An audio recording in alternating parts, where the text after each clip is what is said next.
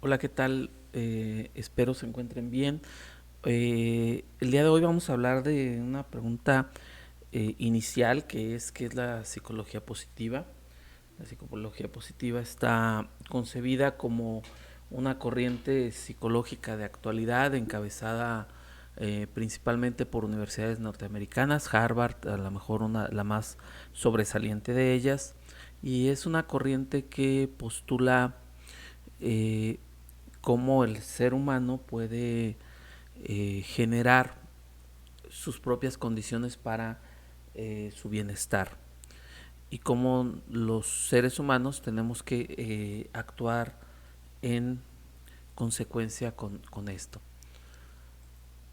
Eh, en un discurso, mientras Seligman era presidente de la Asociación Psiquiátrica, de la Asociación Psicológica Americana, planteó lo siguiente: durante los últimos 50 años, la psicología se ha dedicado a un único tema, la enfermedad mental, y los resultados han sido bastante buenos. Pero este progreso se ha obtenido a un precio muy elevado. Se ha relegado en segundo lugar el desarrollo del Estado que hacen que merezca la pena vivir.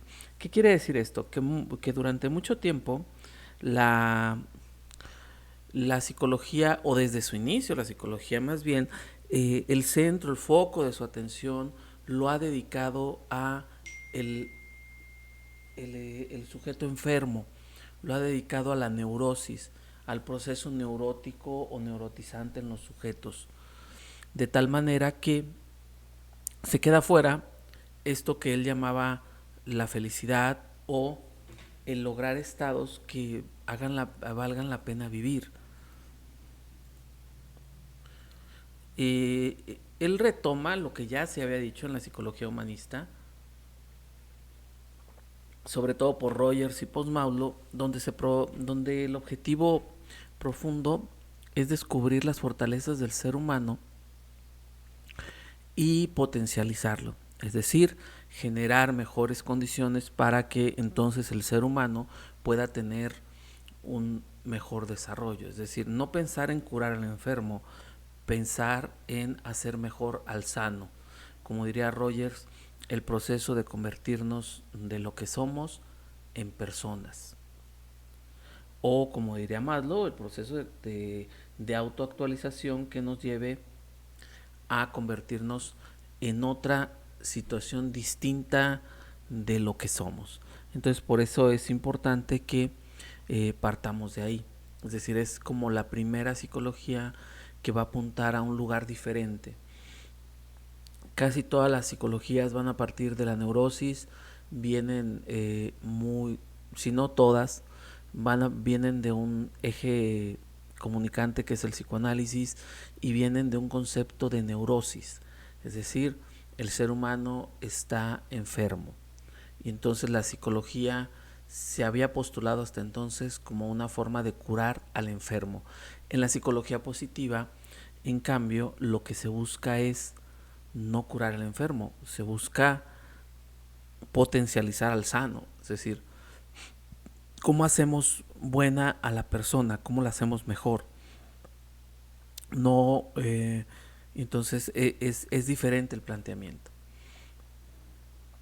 Y antes de la Segunda Guerra Mundial, la psicología ya se había propuesto tres misiones: curar la enfermedad mental, ayudar a las personas a tener una vida más productiva y satisfecha, e identificar y promover el talento. Es decir, esos eran las tres objetivos de de la psicología del siglo pasado.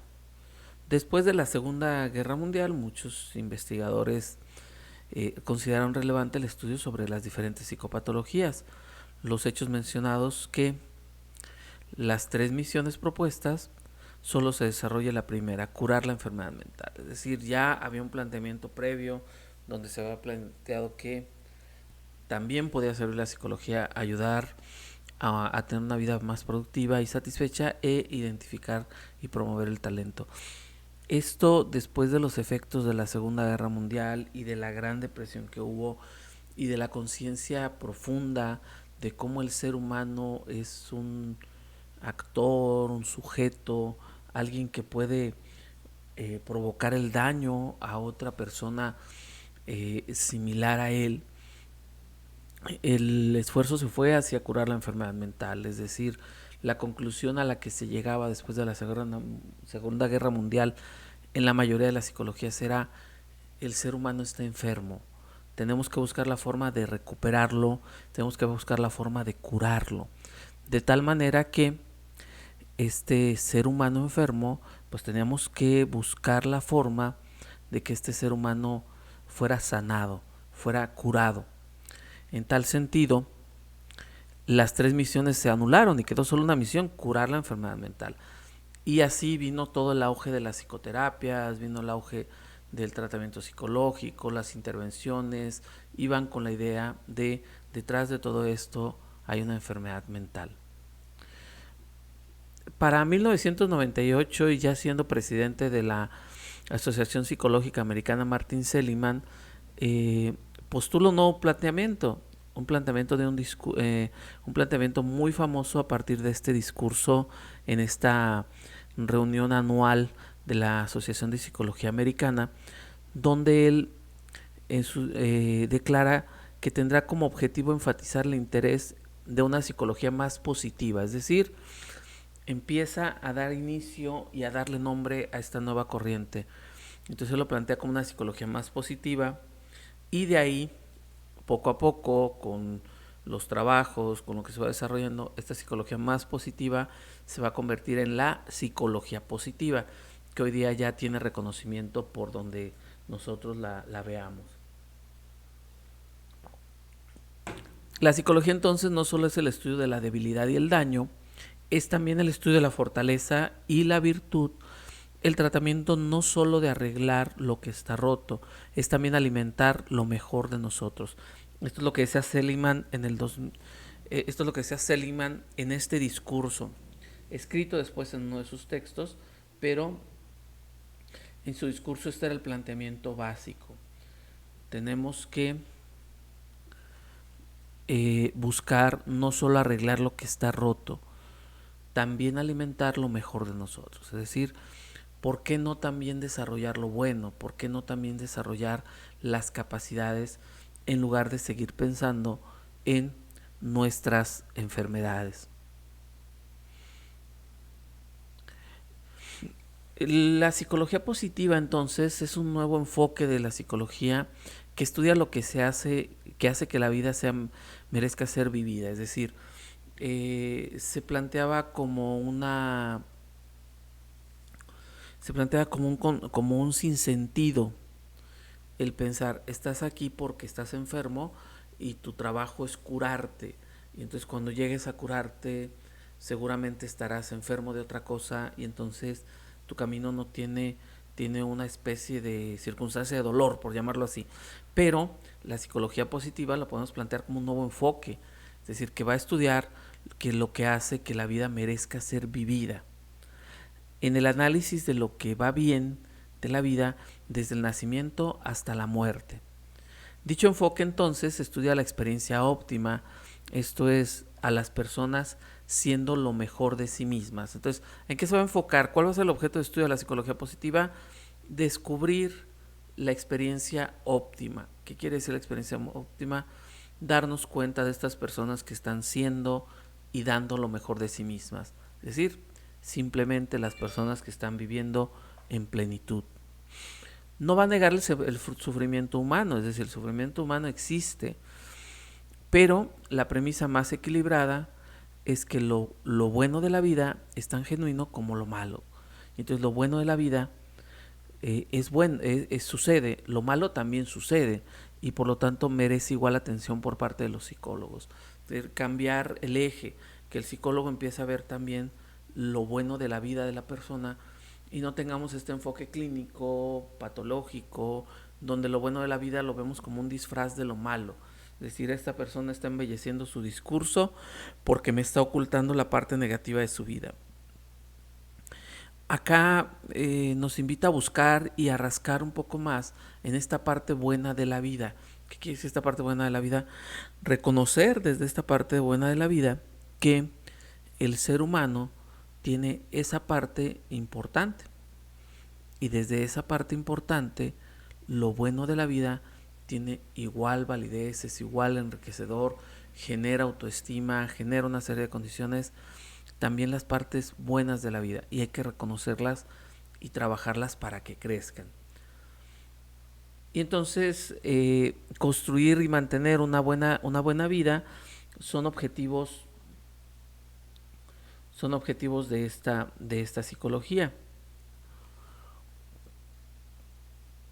compartidos por todos, por la sociedad. La buena vida es feliz, saludable, productiva y con significado. E implica más que la mera ausencia de enfermedades, trastornos y problemas. Los enfoques tradicionales de psicología se centran, de acuerdo a la postura de Seligman, se centran principalmente en identificar y reducir problemas. Es decir, cómo le ayudo a esta persona que viva con su neurosis. Cómo le ayudo a esta persona que se adapte y sepa quién es. El reto de Seligman es mucho más amplio. Es decir, es plantearse el reto de la felicidad.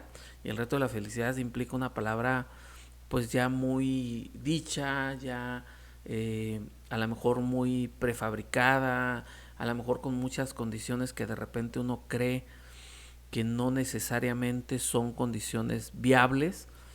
Él retoma el tema y él dice: la felicidad pues es solo uno de los temas de interés. Entre los temas que también se estudian se encuentran las fortalezas del carácter, la gratitud, el optimismo, la resiliencia, el significado y el propósito, el compromiso y las buenas relaciones. Todo esto está envuelto en esta psicología de la vida. Decía Seligman en su libro de la felicidad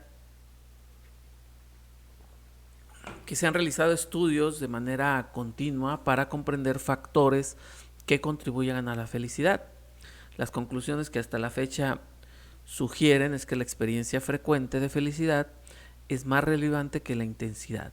Por lo tanto, mantener buenas relaciones con los demás, involucrarse en lo que uno hace, tener sentido y propósito vitales, sentirse competente utilizando sus capacidades y talentos, ser capaz de encontrar el humor en la vida cotidiana, saborear las cosas buenas, liberarse de rencores, sentirse agradecido, expresar gratitud, construye felicidad.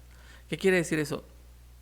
Si recordamos un poco el enfoque de Maslow, Maslow hablaba de las experiencias cumbre y él decía que las experiencias cumbre son las que generan este desarrollo, y él se planteaba tres experiencias cumbre: su matrimonio y el nacimiento de sus hijos. Y entonces lo que dice Seligman es, esas experiencias son muy intensas, son muy fuertes, pero lo mismo, si lo pones en otro espejo, la frecuencia te da felicidad. ¿Y qué te da frecuencia de felicidad? Tener relaciones sanas, poder tener un desayuno feliz con tus hijos, poder tener un compartir con un socio, poder tener una clase amena, poder tener un momento para reír, eh, poder darte un regalo, ser grato contigo, por ejemplo. Y entonces desde ahí la frecuencia de todos estos pequeños eventos de la vida también producen felicidad. Entonces no es la adquisición y posesión de cosas materiales tampoco lo que nos hace felices, sino la implicación en actividades y las buenas relaciones. Aunque las personas que son tan pobres no pueden satisfacer sus necesidades básicas, pues lógicamente están descontentas. Es decir, no se trata de no tener nada, ni estar por encima de la línea de pobreza. El aumento de ingresos lógicamente tiene una importancia decreciente en la felicidad. Entonces tampoco es la idea vieja de no importa que no tengamos dinero, no importa que nos estemos muriendo de hambre, pero siendo felices. Tampoco ahí se puede ser feliz, porque hay una realidad vital, física, estructural, que no permite la felicidad. Pero el otro extremo de la opulencia, el lujo, los sobresatisfactores, tampoco son un elemento que permita esta felicidad. ¿Quién es Martin Seligman? Bueno, Martin Seligman, les decíamos, es un psicólogo primero e investigador estadounidense. Fue presidente de la Asociación Psicológica Americana en 1996. director del Departamento de Psicología de la Universidad de Pensilvania, y él cuenta una anécdota muy simple, ¿no? Con su hija.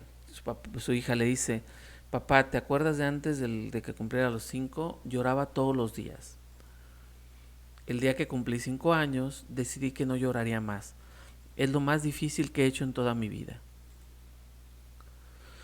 Y yo, que pude dejar de lloriquear, si yo pude dejar de lloriquear, tú puedes dejar de ser un cascarrabias. Quiere decir esto que la auténtica felicidad está en ese discurso simple, sencillo del niño que desde su inocencia expresa esa lógica básica de la felicidad.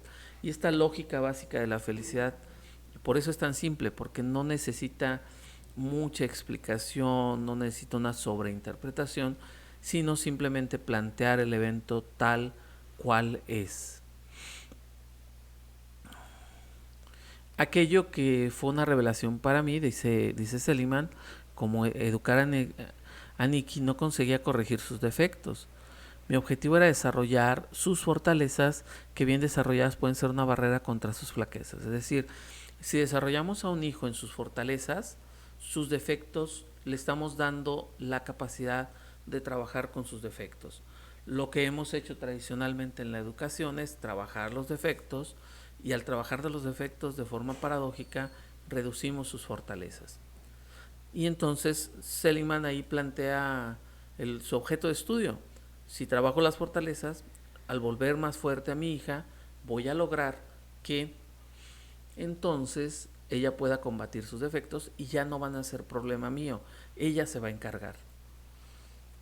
Entonces sus preguntas básicas en este planteamiento es: ¿puede haber una psicología que se centre en lo mejor de la vida?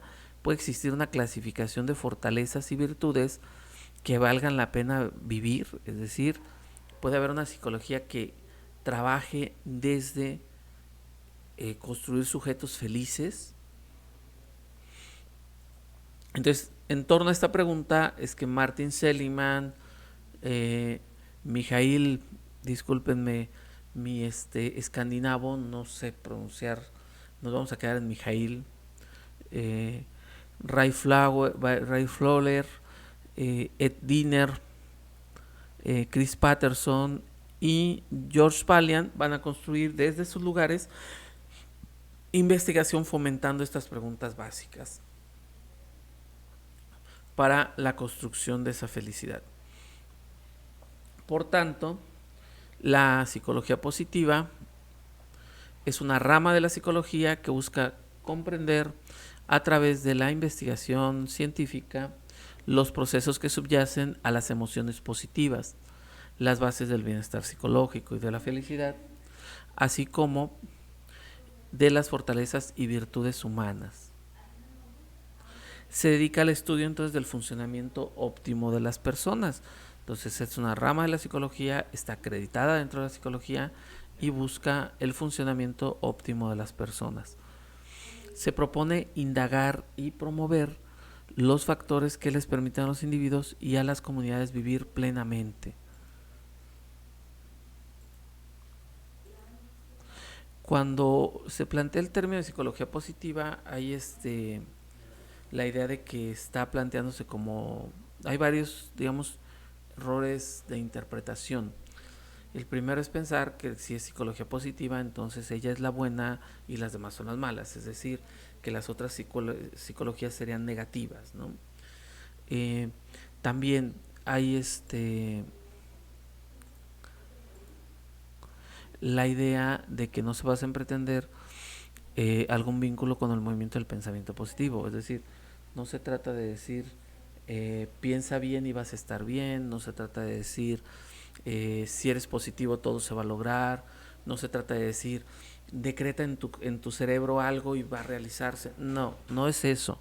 Ese movimiento es el del pensamiento positivo, esto del libro del secreto y otra serie de cosas ahí que han postulado algunas escuelas de coaching. No estamos hablando de eso. Hay que tener bien clara esta distinción porque mucha gente le entra al asunto de la psicología positiva pensando que es esta otra parte un tanto mágica. No hace un vínculo, aunque hay planteamientos que pueden ser muy parecidos, pero no hace un vínculo con eso, no es parte de esto, ¿no? Pero como todo, pues a la hora de la hora todo se junta, ¿no? Tampoco está descuidando el estudio de los hallazgos relativos a la psicopatología, es decir, entiende que hay sujetos enfermos, entiende que hay una neurosis, etcétera, pero como Seligman lo dice en otro discurso, el 20% de la población mundial sufre algún tipo de trastorno mental. Entonces eso nos plantea el reto de que tenemos a un 80% de población sana. Entonces, ¿por qué no trabajar con ese 80%? ¿Por qué no dedicarnos a mejorar las condiciones de esta otra parte de la población de manera que podamos generar mejores condiciones? Cuando se habla de felicidad,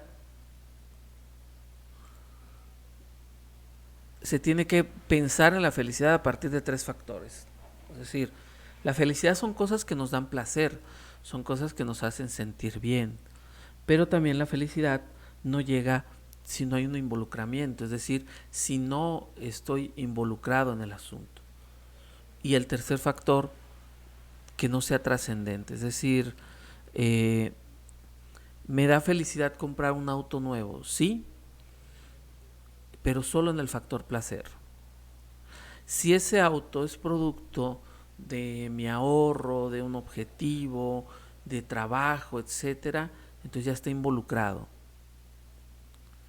Pero si ese vehículo, el esfuerzo, el involucramiento, el placer de lo recibido, está relacionado con que es el vehículo con el que de manera principal voy a construir momentos con mi familia y me voy a transportar, entonces se vuelve trascendente, porque ya no solamente queda en el evento como tal, sino va a ir más allá, va a trascender, va a generar mejores condiciones.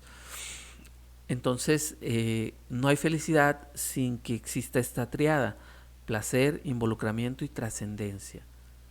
Si no, pues se vuelve puro placer, es decir, comer por comer se vuelve puro placer, sin estar involucrado y sin trascender, no es felicidad.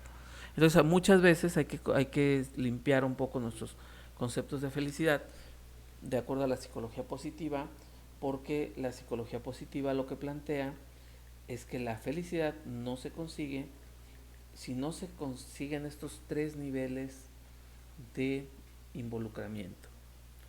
Estos tres niveles, perdón, eh, elementales, ejes para lograr la felicidad: placer, involucramiento y trascendencia. ¿Qué estudia la psicología positiva? Bueno, estudia las emociones positivas, estudia la personalidad positiva, estudia las instituciones positivas y estudia las relaciones positivas.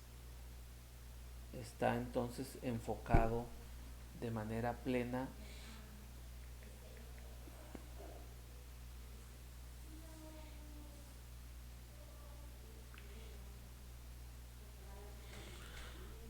en estas relaciones.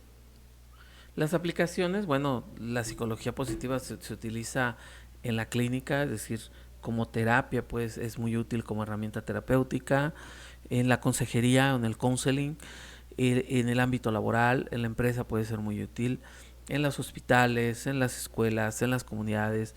Tiene una aplicación muy diversa y puede ser de una aplicación muy amplia. Algunos proyectos específicos de la psicología positiva es la clasificación de fortalezas y virtudes, es una de las cosas que más se han trabajado. Los investigadores de la psicología positiva van a centrar su interés en intervenciones psicológicas eficaces que incrementen el nivel de felicidad individual.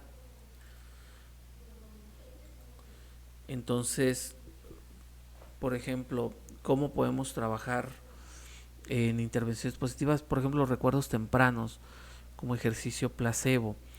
Los recuerdos tempranos, pero los recuerdos tempranos de éxito, los recuerdos tempranos de felicidad, lo bueno que ha pasado. Otro ejemplo de en la psicología positiva sería pensar las 3 cosas buenas en la vida.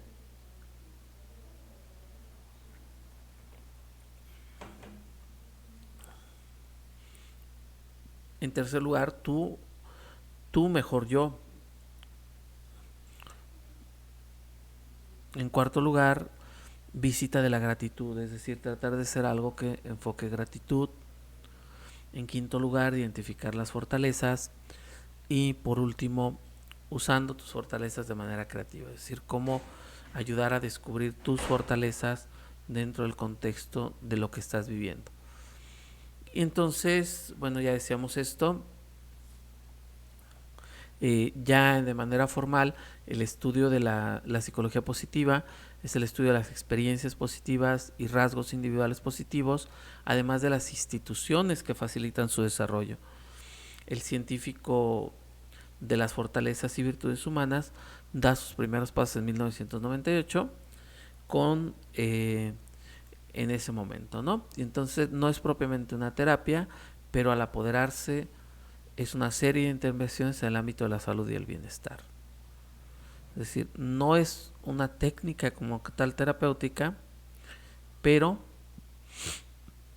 trabajada dentro del contexto terapéutico, constituye una serie de intervenciones que pueden generar salud y bienestar. ¿Cuál es el postulado básico? Es que la psicología se hace, lo que decíamos, resumiendo un poco lo que hemos venido hablando, la psicología se ha centrado en la enfermedad mental, en lo negativo del ser humano, y ha logrado un notable éxito en el alivio de enfermedades mentales, es decir, ha cumplido su objetivo. Pero ha dejado fuera el desarrollo de las condiciones personales vitales, ha dejado fuera el desarrollo de las condiciones personales y vitales que hacen, en sus palabras, que merezca la pena vivirlo. Es decir, deja fuera la otra parte. Y entonces tenemos que enfocarnos ya como psicología positiva en 3 áreas: las emociones positivas, los rasgos positivos, básicamente las fortalezas y virtudes, las instituciones positivas como la democracia, familias unidas, que van a sustentar virtudes y por ende las condiciones positivas, es decir, instituciones, rasgos y emociones. ¿Cuáles son algunos conceptos básicos que pueden acompañar la psicología positiva? Bueno, la creatividad, el fluir, la resiliencia, el optimismo, el humor, la inteligencia emocional y la felicidad. Estos son, digamos, las áreas concretas en las cuales la psicología positiva puede desarrollar un trabajo hacia la creatividad, hacia fluir, resiliencia, optimismo. Vamos a ejemplificar algunas de ellas y hablar de algunas de ellas en esta sesión. Tendremos otras sesiones donde vamos a desarrollar en concreto algunas, como por ejemplo la resiliencia o el fluir, que son temas muy importantes en la psicología positiva. Y entonces la felicidad plantea lo siguiente.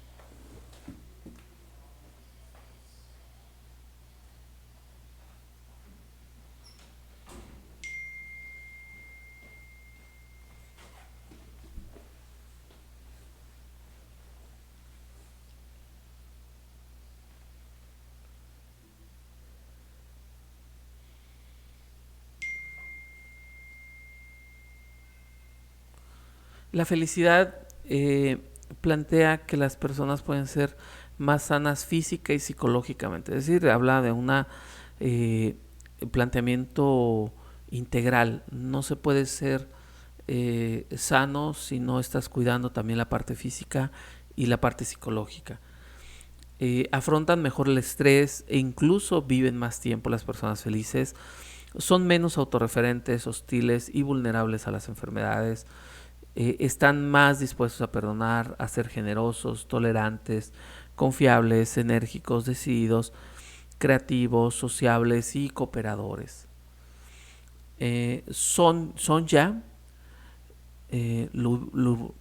bueno, una investigadora de la Universidad de California plantea la felicidad como el santo grial, es decir, el significado y propósito de la vida. ¿Cuáles son, de acuerdo a esta autora, ¿cuáles son algunas de las maneras como la felicidad se puede conseguir? Plantea estas 12 ideas. Primero, expresar gratitud, es decir, date tiempo de poder expresar gratitud, date tiempo de poder hablar de las cosas que interesan en los momentos que interesan.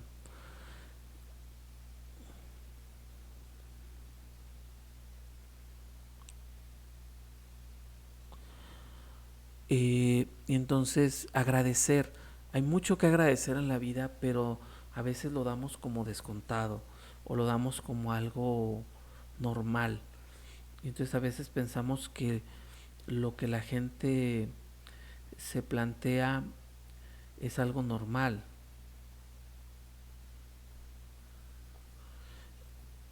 Pero si pensamos en todo el esfuerzo y en todo lo que implica para la gente hacer algo por nosotros, merece nuestra gratitud.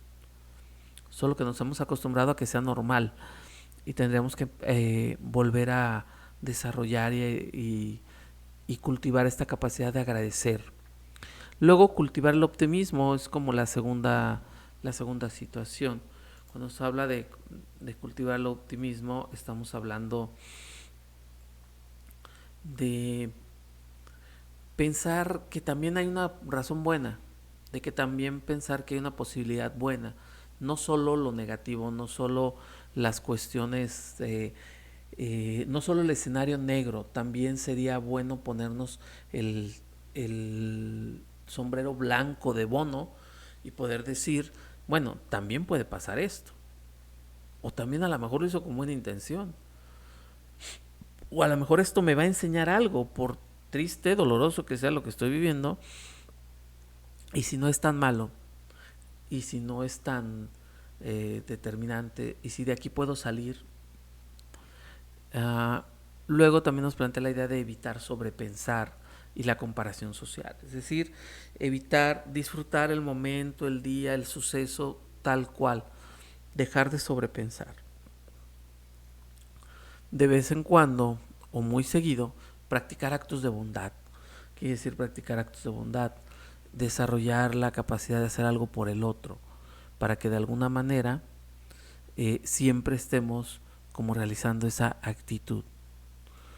Hacer más actividades en las que se involucre completamente, es decir, buscar actividades que te involucren tanto mental como física como emocionalmente. Las actividades que te involucran de manera integral son actividades que te van a dar felicidad. Es importante que desarrollemos la capacidad de aprender a perdonar, aprender a dejar atrás cosas que nos hirieron, nos lastimaron, no nos dejaron bien. Tendríamos que dejarlas pasar. No quiere decir de ninguna manera que nos volvamos víctimas ni que nos volvamos sujetos pasivos que reciban dolor. Quiere decir que aprendamos a poner límites tal vez, pero no a quedarnos con el sinsabor, no a quedarnos con el enojo, etcétera, sino más bien desarrollar estrategias de afrontamiento. ¿Cómo puedo enfrentar esta relación? Pero siempre desde el perdón, siempre desde una nueva relación. Nutrir nuestras relaciones personales. Las relaciones personales que tenemos ahí no son gratis. Las tenemos que nutrir constantemente. Y nutrirlas constantemente significa darles el alimento que necesitan. Saborear las alegrías de la vida, es decir, poder darle a la vida el sentido y el valor que tiene. Entonces hay muchas cosas que nos suceden todos los días que podríamos perfectamente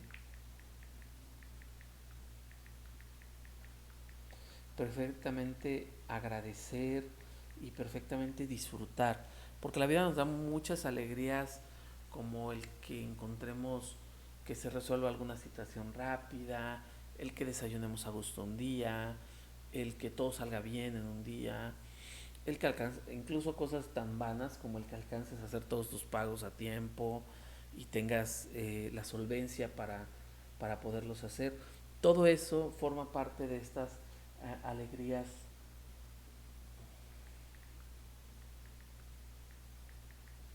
de estas alegrías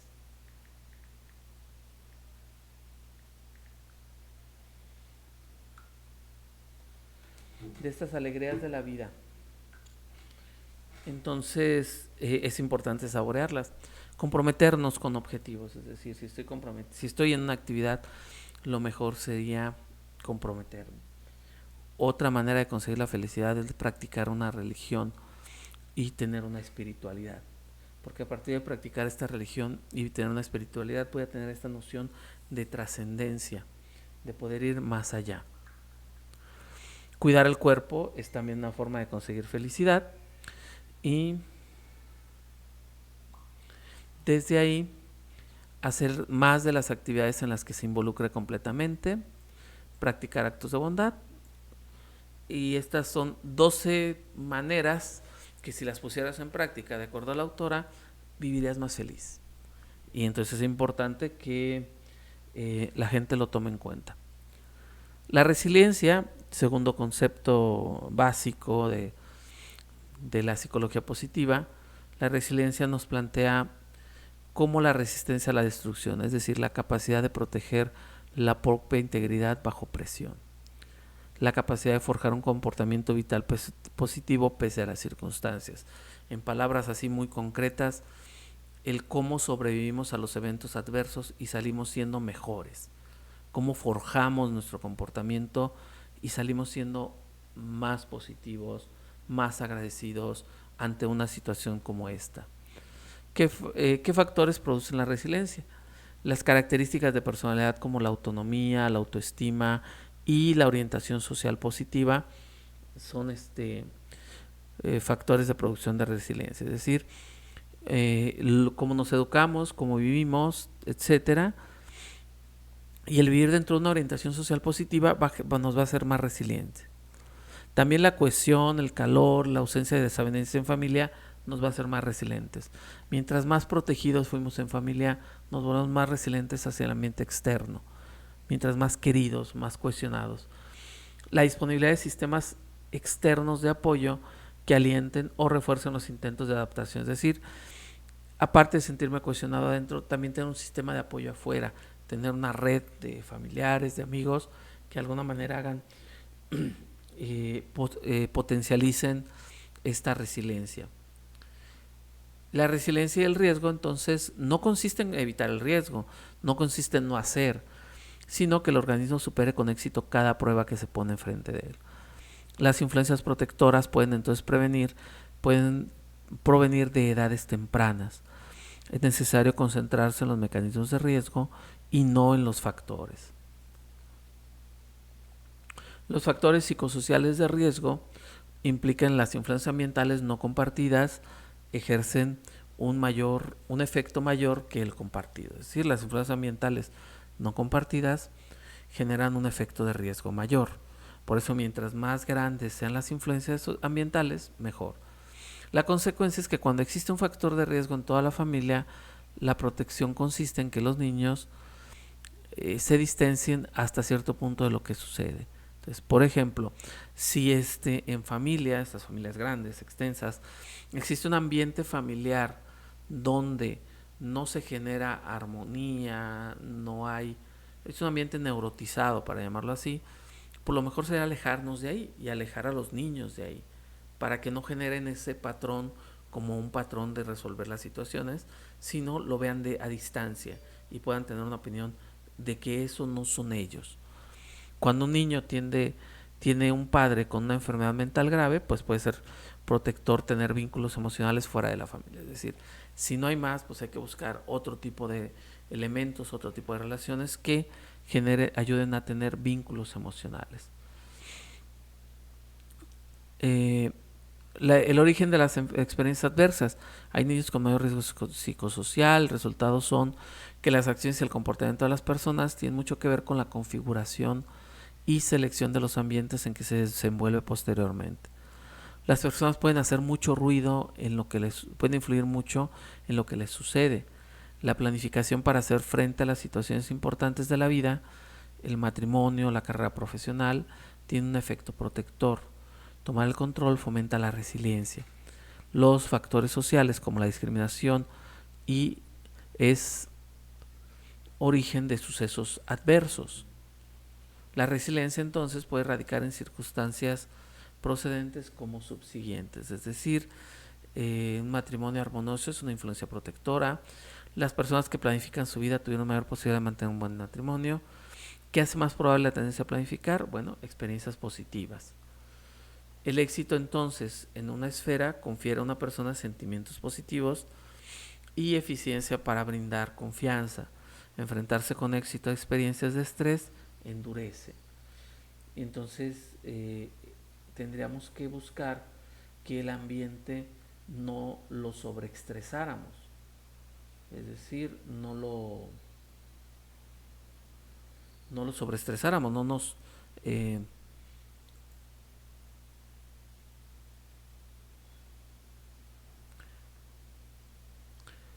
por tal motivo, los procesos protectores son los que reducen el riesgo de, en virtud de efectos, reducen la posibilidad, crean oportunidades, son mecanismos que aumentan la capacidad de las personas para hacer frente al estrés. ¿Cuáles son los factores resilientes más importantes? Bueno, los tenemos que plantear desde los siguientes elementos. Yo tengo, es decir, yo tengo apoyo, cuento con personas que me comprenden, me ponen límites, me ayudan a evitar problemas. Eso me hace mejor. Yo soy, es decir, soy una persona por la que otros sienten cariño. Cuando tengo algo bueno, cuando hago algo bueno, respetuoso de mí mismo y del prójimo, yo estoy, es decir, estoy dispuesto a responsabilizarme de mis actos y yo puedo hablar sobre cosas que me asustan, me inquietan, controlarme. Es decir, el centro soy yo y aparte cuento con una red que me apoya. Parece muy sencillo, pero conseguir esto genera resiliencia. El bienestar. Bueno, la vida placentera a partir de la experimentación de emociones positivas sobre el pasado, presente y futuro es a lo que llamaríamos bienestar. La vida comprometida, referida a la puesta en práctica de fortalezas personales para acceder a un mayor número de experiencias óptimas, también nos genera bienestar. Y la vida significativa, que apunta al sentido vital y al desarrollo de objetivos que trascienden a uno mismo, también nos genera bienestar. Que se valoren en la mayoría de las culturas, que se valoren cuáles son las virtudes fortalezas, cuáles son los criterios para este inventario que se quiere buscar de virtudes y fortalezas. Primero, que sean virtudes y fortalezas que se valoren en la mayoría de las culturas, que se valoren en sí mismas, es decir, que en sí mismas sean buenas y que sean maleables, es decir, que tengan la capacidad de ser flexibles de acuerdo a las circunstancias. ¿Cuáles son las que se han obtenido en estos estudios que se han hecho en psicología positiva? En virtudes como sabiduría, conocimiento, fortalezas, la curiosidad, el interés por el mundo, el amor por el conocimiento, el pensamiento crítico, el ingenio, la originalidad, la inteligencia social, personal y emocional, los valores, las fortalezas como el valor, valentía, perseverancia, laboriosidad, diligencia, integridad, autenticidad, honestidad y el amor a la humanidad, fortalezas, bondad, generosidad, amar, dejarse amar. Entonces, este tipo de construcciones las ha permitido la investigación. A partir de eso, vendrían, por ejemplo, las virtudes como la justicia. Cuando hablamos de la justicia, estamos hablando de civismo, deber, trabajo en equipo, lealtad, imparcialidad, equidad, liderazgo. Cuando hablamos de templanza, hablamos de autocontrol, prudencia, discreción, cautela, humildad y modestia. Cuando hablamos de espiritualidad y trascendencia, hablamos del disfrute de la belleza, la excelencia, la gratitud, la esperanza, el optimismo, la previsión, la espiritualidad, la fe, la religiosidad, el perdón, la clemencia, la picardía y el sentido del humor, el brío, la pasión, el entusiasmo. Por tanto, la buena vida consiste en utilizar las fortalezas características de cada uno con la mayor frecuencia posible en los ámbitos relevantes de la vida, a fin de obtener una felicidad auténtica. Por eso a veces a la en la psicología, si vamos como tratando de empezar a cerrar este momento, si pensamos en la psicología convencional, que está clasificada como opresiva, que consiste en reparar daños, pasar de -6 a -2, las intervenciones en psicología positiva van a impulsar el desarrollo de las fortalezas y virtudes, y entonces se trata de pasar del +3 al +8, es decir, un camino mucho más positivo. Una de las terceras, una de los otros elementos básicos de la psicología positiva que actualmente está en boga y lo podemos encontrar en muchos lados es el llamado mindfulness. El mindfulness es una palabra inglesa que su traducción es de la palabra sati del Pali, es decir, idioma en el que fueron plasmadas las enseñanzas de Buda. En castellano se utilizan los términos de atención plena o conciencia plena, aunque en la mayoría de los textos se utiliza el término en inglés, que es como más conocido. La palabra sati significa conciencia, atención y recuerdo. Y entonces estar en esta técnica significa el trabajo concreto contigo mismo para estar donde estás, para ser el que eres. Jon Kabat-Zinn va a ser el pionero de las aplicaciones clínicas del mindfulness, es decir, lo va a llevar a la clínica, lo va a definir como la conciencia que surge de prestar atención intencionalmente en el momento presente sin juzgar las experiencias que se despliegan en cada momento. Otras definiciones insisten igualmente en la autorregulación de la atención, la referencia al momento presente, la no valoración, la presencia atenta y reflexiva, la curiosidad, la apertura y aceptación de lo que se presenta a nuestra mente, incluyendo lo proveniente del cuerpo. Es decir, en lugar de hacer una fantasía para irte a otro lugar, es concentrarte por medio de la relajación, la respiración, etcétera, en la conciencia de quién eres y dónde estás en este momento. ¿Cuáles son los elementos fundamentales del mindfulness? Bueno, primero, no juzgar, no categorizar en bueno o malo. La vida simplemente sucede. 2, paciencia. Dejar que las cosas pasen. Estar abierto a cada momento sin precipitación. 3, generar la mente de principiante. La mente de principiante es tratar de evitar la influencia de lo previo sobre lo presente. Es decir, que lo anterior no influya lo que vivo ahora. Que la vida anterior, el encuentro anterior, la circunstancia anterior no influya en lo que voy a pensar y a sentir. Sea por una circunstancia, sea por un evento, sea por una persona. Entonces esta persona con la que me encuentro nuevamente, tengo que juzgarla por el presente. Tengo que conocerla por el presente y tengo que comprenderla por el presente. No influye lo previo. 4, confianza, responsabilizarnos, confiar en nosotros mismos. Finalmente, hacernos conscientes que si estamos en algún lado haciendo algo, es por algo. ¿Qué quiere decir esto? Nadie nos regaló nada. Hay una capacidad interna en cada uno de nosotros que se ha desarrollado con cierta plenitud y nos permite expresarnos como nos estamos expresando. 5, no esforzarse. Dejar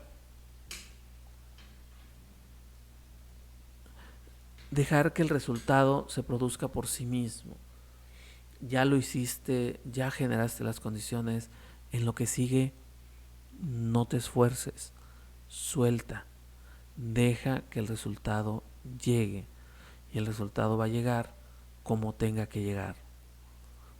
Ni es tu responsabilidad el resultado. Tu responsabilidad es tus acciones. 6, la aceptación. La voluntad de ver las cosas como son. Es decir, descubrir dentro de la profundidad de esto que las cosas son. ¿Qué quiere decir que las cosas son? Son porque son una realidad. No te puedes pelear con eso. No te puedes pelear con el otro porque es quien es, porque simplemente es un contrasentido. Él es y ya, no hay otra vuelta, no hay otra situación, no hay nada que tengamos que resolver alrededor de eso. Simplemente la persona es como es. Entonces tenemos que dejar claro que cuando nosotros queremos rivalizar con algo o con alguien, no lo podemos hacer de otro lugar, sino del lugar de entender que las cosas son simplemente porque están sucediendo y porque las tienes frente a ti. ¿Las puedes cambiar? Sí, pero las que vienen, las que están, son. Y entonces deja de enojarte por Luis, Pedro, Juan, porque es como es. Él es. Déjate de enojar porque llueve. Llueve porque llueve. Déjate de enojar porque eh, por muchas preguntas que la respuesta es la misma pregunta. Es decir, estás buscando una respuesta donde estás haciendo la pregunta. Y entonces viene el malestar cuando tú te planteas en pasado. Pero ¿cómo no me fijé para que no se me ponchara la llanta? Pues no te fijaste porque no te fijaste. Pero ahora estás frente a una llanta ponchada.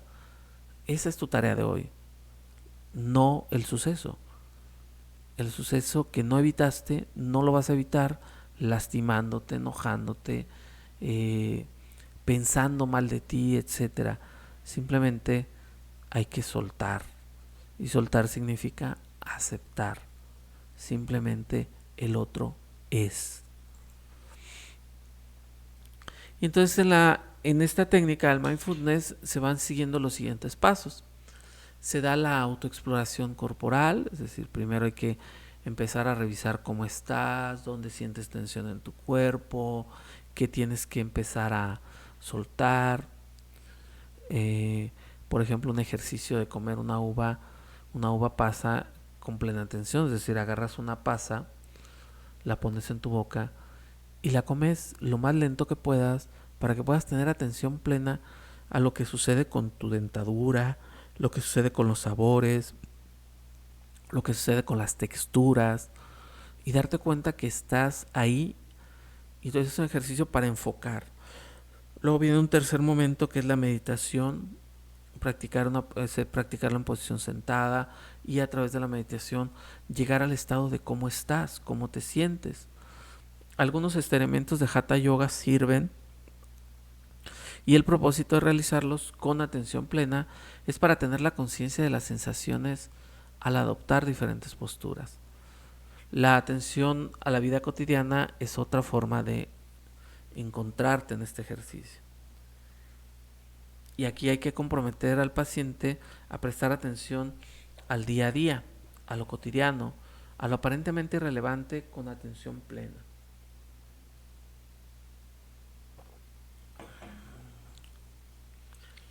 Bien, eh,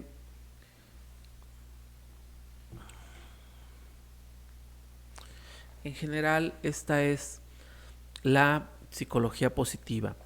Si queremos hacer un resumen general de lo que hemos platicado hoy, tendremos que plantear varias ideas básicas. Primero, la psicología positiva es una psicología igual que las demás, tiene acreditación, tiene un estatus científico, tiene todas las, tiene todas las condiciones para coexistir con las demás psicologías.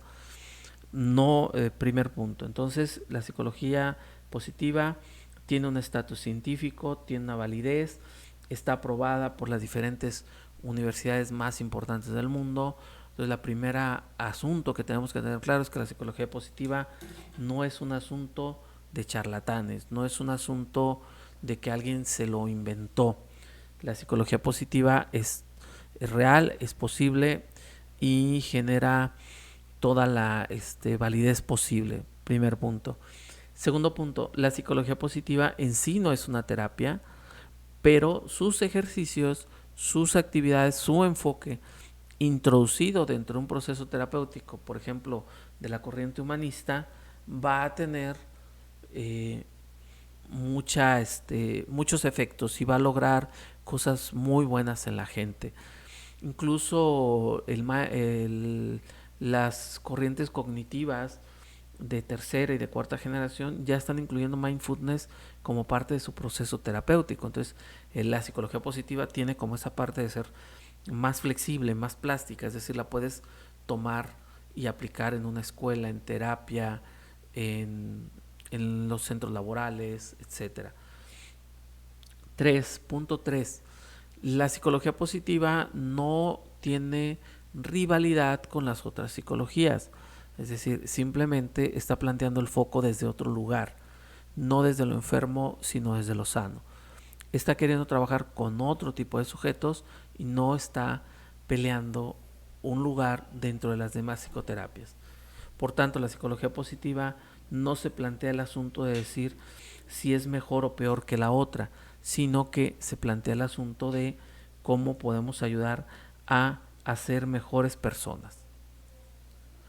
Cuarto punto, las, los retos que la humanidad tenía hace mucho tiempo en las filosofías tradicionales, como la búsqueda de la felicidad, del bienestar, el ser feliz, es una realidad científica que se puede probar y se puede llevar a cabo. Y la psicología positiva abandera esta situación. Bueno, con estos 4 puntos, es científica, no es una terapia, pero se puede usar en terapia, tiene aplicaciones en cualquier campo, no tiene una rivalidad con las demás psicologías. A partir de esos 4 puntos podemos establecer como este inicio, esta primera idea de qué es la psicología positiva y a qué le llamamos psicología positiva en el contexto actual. Bueno, pues muchas gracias por su atención y espero nos hayan quedado claras algunas ideas básicas sobre la psicología positiva, sobre todo eh, cuando es la psicología más actual que existe porque surge a partir de finales del siglo pasado y en este siglo XXI empieza a tener un mayor auge. O sea, surge en los 80s, 90s del siglo pasado. Tiene, tiene un enfoque planteado en que la vida merece vivirse desde lo simple, desde lo sencillo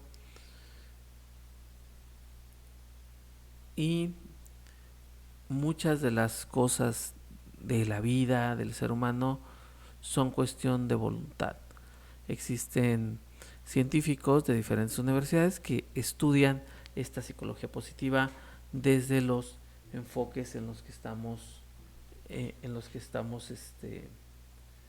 platicándolo ahora.